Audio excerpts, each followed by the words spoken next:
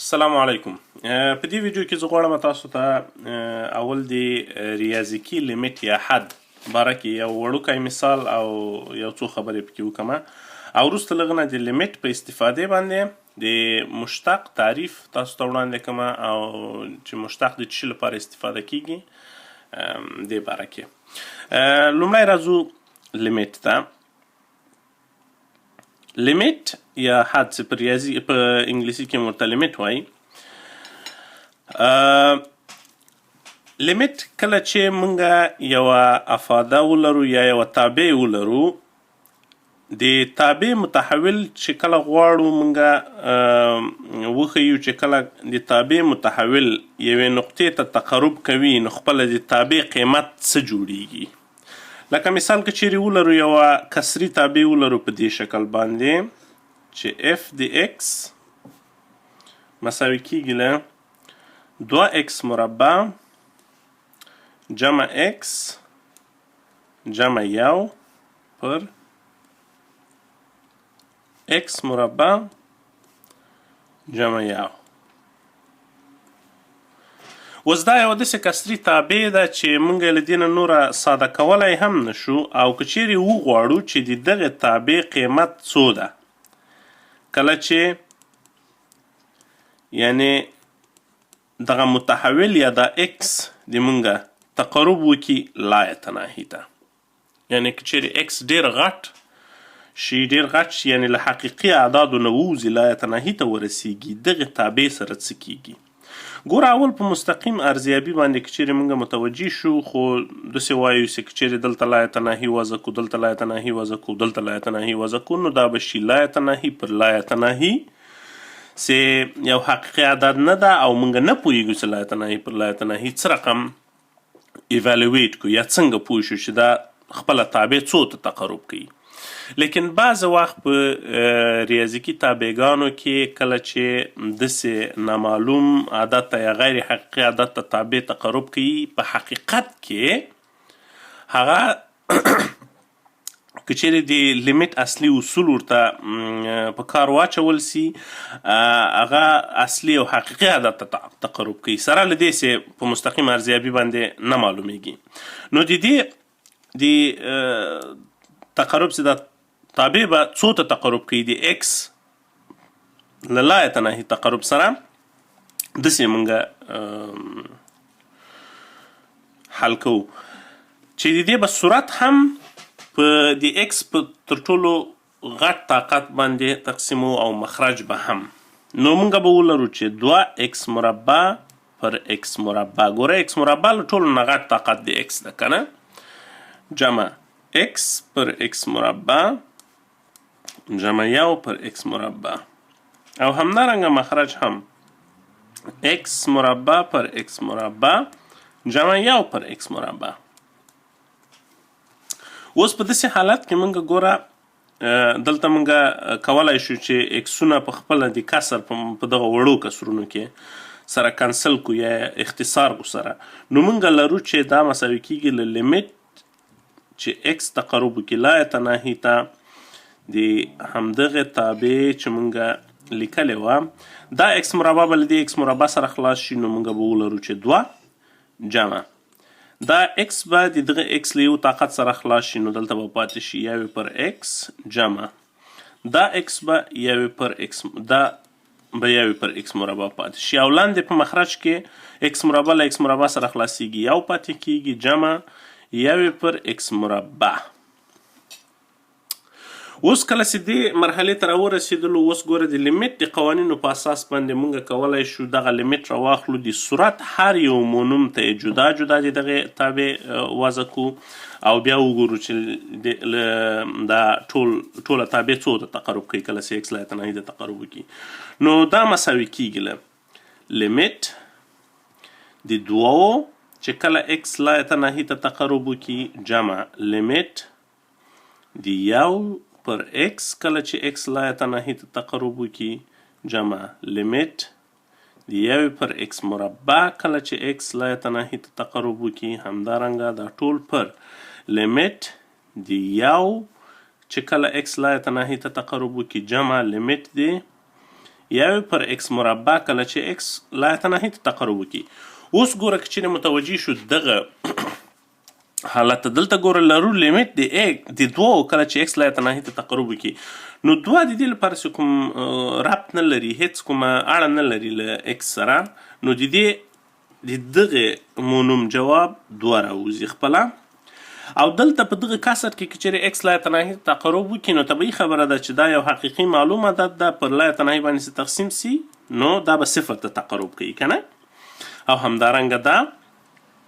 که چیرې x لایه ناحیې ته تقرب وکړي نو x مربع له x نه هم زر لایه ناحیې ته تقرب کوي. د دې لپاره به دا هم یو پر لایه ناحیې به هم صفر شي. پر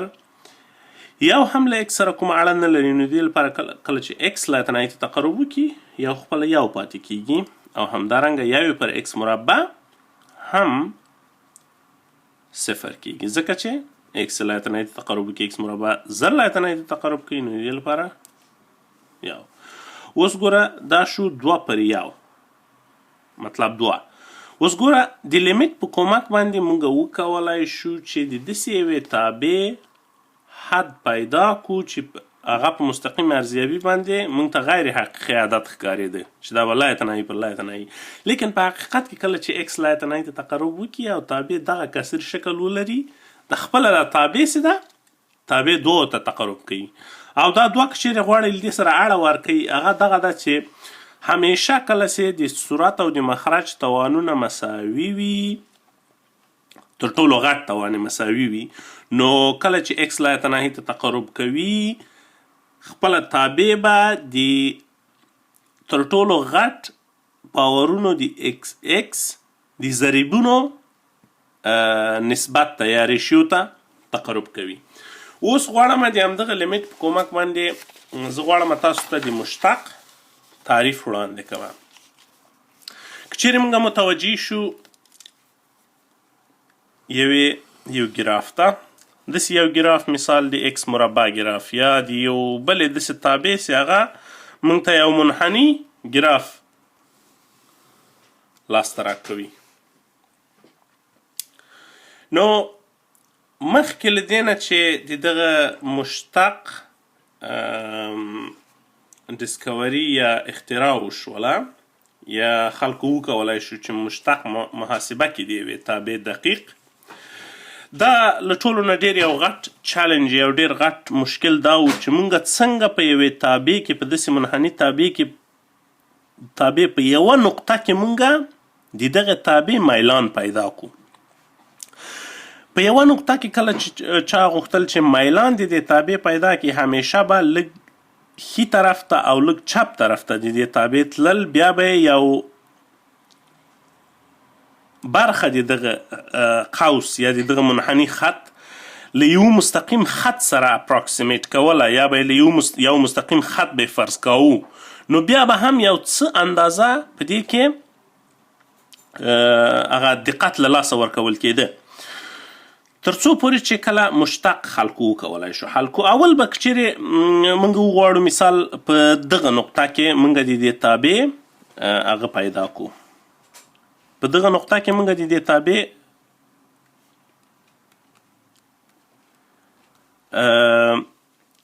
میلان پیدا کړو په دغه نقطه کې. نو ګوره لږ چپې خواته راغلمه د دې تابع، لږ ښي خواته لاړمه، که چیرې دغه منطقه زه له یو مستقیم خط سره اپراکسیمیټ کړم او دغه نقطې ته ګوره، دغه اوس یو خط ده چې میلان لري او دوه نقطې په دغه تابع په دغه قوس باندې یا د دغه تابع په د منحني خط باندې واقع دي. که چیرې دې نقطې ته ووایم x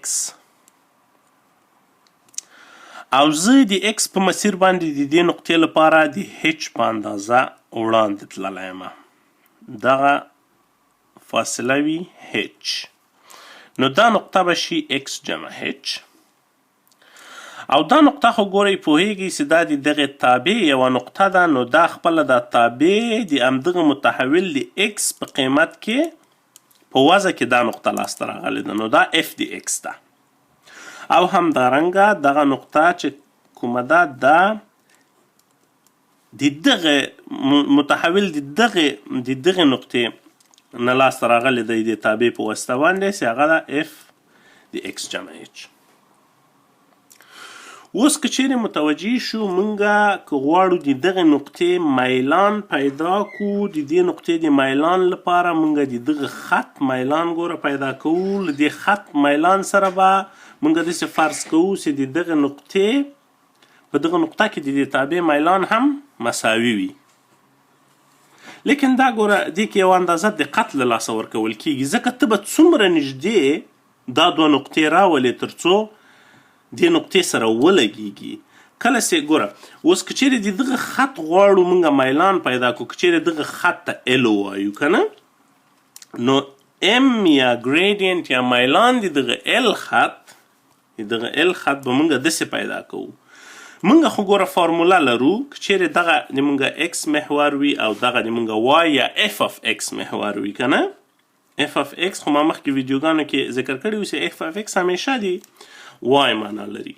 نو مونږه د میلان فارموله له خطي هندسې نه یا خطي الجبرې نه مونږه لرو چې هغه دا ده چې وای 2 منفي وای 1 پر اکس 2 منفي اکس 1. یعنی مطلب تغییر د وای په محور کې کله چې له یوې نقطې نه بلې نقطې ته ځې تقسیم پر تغییر د اکس په محور کې چې همدغومره فاصله د خط، دا د مستقیم خط فارموله ده. کله چې غواړو مونږه میلان د یو مستقیم خط پیدا کو، اوس که چیرې مونږه دغه محور وای فرض کو، نو دغه نقطه اف د اکس جمع اچ به د مونږه وای 2 وي. ګوره وای 2 دا راځي د دغه مستقیم خط لپاره. دوغمره تغییر د وای په محور کې راغلی ده، دوغمره تغییر د اکس په محور کې راغلی ده. نو دا به وای 1 وي، دا به اکس 1 وي او دا به اکس 2 وي د مونږه ګوره د دې فارمولې په اساس باندې. لیکن که چیرې مونږه دلته اوس خپله د متحول او تابع قیمتونه په دغه فارموله کې د میلان وضع کو، مونږ ته داسې یو څه لاسته راځي چې ام یا میلان د همدغه خط مساوي کیږي له وای 2 د مونږه اف د اکس جمع هچ ده، اف د اکس جمع هچ منفي اف د اکس تقسیم پر اکس جمع هچ منفي اکس، ځکه اکس جمع هچ د مونږه اکس 2 ده، اکس د مونږه اکس 1 ده. دغه نامګذاري په اساس باندې نو اوس دلته متوجه کیږو چې منفي اکس له مثبت اکس سره خلاصیږي.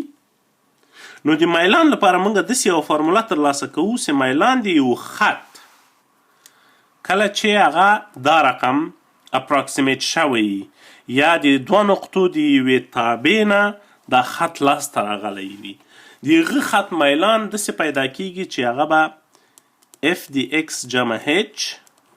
منفي اف د اکس پر هچ. اوس ګوره ما تاسو ته مخکې ویلي وو چې مونږ کله چې غواړو په یوه نقطه کې د دغه تابع میلان پیدا کو، نو دا دوه نقطې باید دا له دې خوا نه دې نقطې ته ورنږدې کړو، دا له دې خوا نه دې نقطې ته ورنږدې کړو. اوس بیا ګوره په فرضي یا ارزیابي ډول باندې که چیرې متوجه سو، که چیرې ډېر نږدې سي، تر دې حده نږدې شي چې دغه اکس نه تر اکس جمع هچ دغه فاصله صفر ته تقرب وکړي، څه پیښیږي؟ مونږه به داسې یو عدد ولرو چې یو عدد به مونږه په صفر باندې تقسیمو، یا خو به داسې سي چې دا اف د اکس به له اف د اکس سره مساوي کیږي، اف د اکس جمع اچ به له اف د اکس سره مساوي کیږي، دا به هم صفر کیږي، دا به هم صفر کیږي. نو صفر پر صفر بیا یو غیر حقیقي عدد ده چې هغه مونږ ته مشکله ده چې مونږ پې پوه شو چې څه ده. او یا به غیر صفر عدد به په صفر باندې تقسیمیږي چې هغه به لا یتناهي کیږي، هغه بیا یو غیر حقیقي عدد ده. لیکن په حقیقت کې داسې نه کیږي. دغه د لیمیت استفاده په مشتق کې همدغه څه مونږ تاسو ته آفر کوي یا همدغه خدمت مونږ تاسو ته کوي چې داسې یو عدد چې هغه په مستقیم ارزیابي باندې غیر حقیقي ښکاري، لیکن هغه په حقیقت کې یو حقیقي عدد او دغه حقیقي عدد پیدا کول د لیمیت یا د مشتق کار ده. اوس خپله د مشتق د یوې تابع مثال څه وظیفه لري. یا دلته ډېره یوه مهمه جمله لیکمه چې د اول ځل لپاره کله چې مشتق منځته راغی د همدغه هدف لپاره راغی، تقریبا یو ډېرو غټو اهدافو نه و چې مشتق یا اول مشتق، لومړی مشتق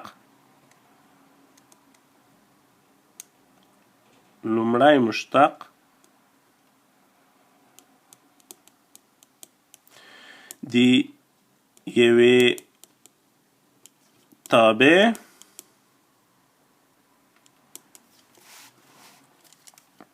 میلان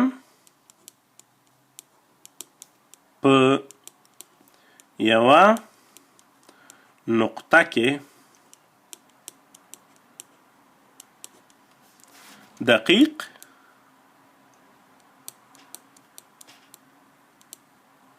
محاسبه کوي. څه مطلب مې ده په دې کې مې دا مطلب ده چې کله چې په دغه فورمولا کې مونږه د لیمیټ د دغه افادې واخلو په داسې حالت کې چې h صفر ته تقرب وکړي، هغه به د دغه تابع لومړی مشتق وي. لیکن دا فارموله ګوره که چیرې متوجه شو دا خپله د ګریډینټ یا د میلان فارموله ده، د خط د میلان فارموله ده. نو د دې لپاره کله چې h صفر ته تقرب وکړي دا به د یوې تابع په یوه نقطه کې میلان مونږ ته لاسته راکړي. زه به اوس یو دوه مثالونه هم درته پکې حل کړم، لیکن د اوس لپاره صرف دومره بهتره داسې متوجه شو ورته چې مشتق د یوې تابع یا اول مشتق یا فرست ډیریویټیو د یوې تابع داسې مونږ ډینوټ کوو چې که چیرې متحول x وي او تابع مثال f وي نو دا داسې لیکل کیږي چې df پر dx او یا f داسې له یو زبر سره لیکل کیږي د x. د دې فارموله دا ده چې لیمیټ کله چې h صفر ته تقرب وکړي د همدغه فارمولې د دغه میلان دقیقا د f د x جمع h منفي f د x پر h دا د یوې تابع د اول مشتق فرمول ده. اوس دا چې دا فرمول څنګه استفاده کیږي او څنګه کار ترې اخیستل کیږي د دې به زه یو وړوکی مثال تاسو ته وړاندې کړم. او مثال د خبرې که چیرې تابع ولرو x مربع f د x مساوي شي له x مربع سره. مونږ به په یوه نقطه کې څنګه د دې لومړی مشتق په استفادې باندې په یوه نقطه کې د دغه خط د دغه تابع میلان پیدا کوو. که چیرې متوجه شو د دې تابع ګراف ګوره اصل داسې شکل لري.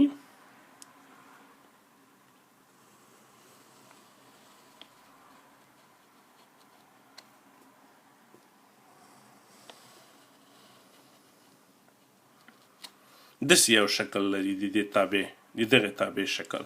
نو که چیرې دا f د x وي او دا x وي دغه به f د x ګراف وي. نو په دې حالت کې که چیرې مثال په دې نقطه کې موږ وغواړو د دې تابع پیدا کړو او د دې نقطې محورونه راته معلوم وي، x هم راته معلوم وي، y هم راته معلوم وي. په دې نقطه کې به د دې تابع میلان څومره وي، په دې نقطه کې به څومره وي، په یوه نقطه کې د دې تابع میلان څنګه پیدا کیږي. دا به هم دغه څه کوو f زبر x یا اول مشتق به دې پیدا کوو، هغه په دې فرموله باندې پیدا کیږي چې لیمیټ چې کله h صفر ته تقرب وکړي دا h ته وبخئ د f د x جمع h منفي f د x پر h. اوس به څنګه د دغه فرمولې په استفاده باندې دا د دې تابع اول مشتق پیدا کوو، داسې به پیدا کوو چې لیمیټ خپله لیکو کله چې h صفر ته تقرب وکړي f د x جمع h شی ده. ګوره که چیرې f د x خپله x مربع وي نو f د x جمع h کل مربع راځي که نه، او منفي خپله f د x هغه x مربع ده پر h. دا به لیمیت کله چې h صفر ته تقرب وکړي، دا که چیرې له قوس نه خلاص کړو دا موږ ته لاسته راکوي x مربع جمع 2xh جمع h مربع منفي x مربع پر h. اوس ګوره منفي x مربع له مثبت x مربع سره خلاصیږي او دلته موږ دغه h لیمیت کله چې h صفر ته تقرب وکړي h له دغه دواړو نه بیرون راوباسو نو h له قوس نه بیرون 2x جمع h په قوس کې دننه پاتې کیږي او تقسیم پر h. اوس به دا h به له دې h سره خلاصي نو موږ لرو چې لیمیت کله چې h صفر ته تقرب وکړي د 2x جمع h. اوس ما درته ویلي و چې لیمیت په دواړو مونومونو باندې جدا جدا عملي کوو، نو لیمیت کله چې h صفر ته تقرب وکړي د 2x جمع لیمیت کله چې h صفر ته تقرب وکړي د h څه سره مساوي کیږي. 2x ګوره هیڅ کومه اړه نه لري له h سره، نو خپله 2x نه 2x جوړیږي او h کله چې h صفر ته تقرب وکړي د نه صفر جوړیږي. نو په دې باندې موږ پوه شو چې که چیرې f د x یا یوه تابع د موږ x مربع وي نو د f د x یا اول مشتق د دغه تابع چې موږ f زبر د x په حیث باندې هم لیکو دا به 2x وي. له دغه نه دغه قانون منځته راغلی ده چې که چیرې تاسو لوستی وي یا ورسره اشنا یې تر اوسه پورې چې کله موږ غواړو د یو پولینوم یا د یو بینوم چې هغه مثال دا شکل لري x یو حقیقي توان لري دغه تابع به موږ مشتق داسې پیدا کوو چې توان به راوړو ضریب به ترې جوړوو له توان نه به یو راکموو. همدغه څه دلته هم پېښ شوي دي. ګوره توان راغلی د ضریب جوړ شوی ده او د x توان دوو په یو بدل شوی ده. نو که چیرې په دې فرموله کې اوس مثال x په توان دي نیم واچې یا x په توان دي 50 واچې هر قسم تابع چې په دې فرموله کې واچې تاسو ته به د دې اول مشتق صحیح راوباسي. اوس دا له میلان سره څه اړه لري؟ دلته که چیرې تا ته د x هره نقطه معلومه وي، که په دې نقطه کې مثال غواړې د دغه تابع میلان پیدا کړې د دغه مماس د خط میلان پیدا کړې، ګوره په هره نقطه کې دغه تابع میلان دغه تابع د مماس له میلان سره مساوي ده. نو دغه محور به دغه عدد ولري، دغه عدد به په دغه اول مشتق کې وضع کړي، دا به تا ته د دې تابع لومړی مشتق په واسطه باندې د تابع په یوه نقطه کې میلان درکړي. نو که چیرې دا ویډیو هم تر اخره پورې لیدلي مه هېروئ چې د ما چینل کې سبسکرپشن وکړئ او ډیره مننه له اورېدلو نه.